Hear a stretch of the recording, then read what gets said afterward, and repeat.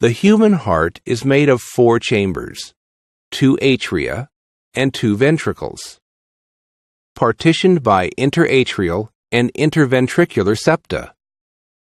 The right and left atria are the receiving chambers for blood and are located above and to the right of the corresponding ventricles. The ventricles are the ejection chambers and pump blood into the systemic and pulmonary circulation. This is the primary function of the heart chambers, that is, to receive and pump blood.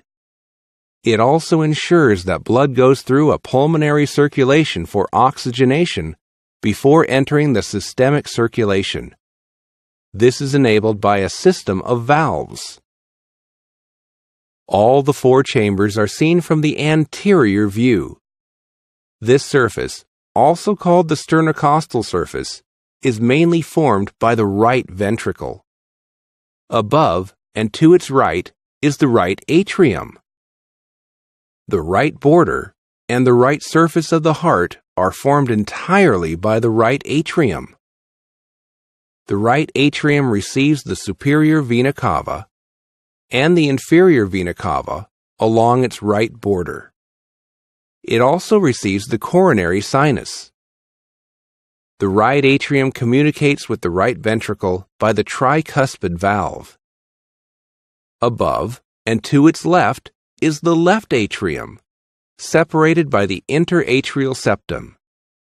The left atrium is also slightly posterior to the right atrium, and hence, only a part of it is seen in this view. Moreover, it is overlapped by the aorta and the pulmonary trunk anteriorly. The upper part of the left border of the heart is formed by the left atrium. The left atrium receives the 4 pulmonary veins on its posterior wall. Inferiorly, it communicates with the left ventricle through the mitral valve. The atria are demarcated externally from the ventricles by the atrioventricular groove, also known as the coronary sulcus. This groove encircles the heart and can be traced in the anterior as well as the inferior surfaces. On the anterior view, it runs obliquely downwards and to the right towards the inferior border. The 2 ventricles form the outflow chambers of the heart. They eject blood into the systemic and pulmonary circulation. The right ventricle is seen below, to the left, of the atrioventricular groove. It forms a major part of the inferior border of the heart. It is separated from the left ventricle by the interventricular septum.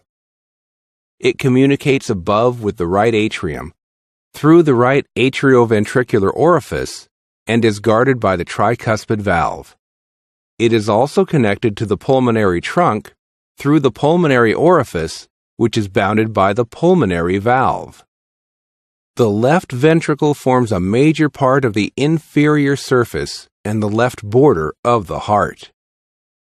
The apex of the heart is located at its inferior end.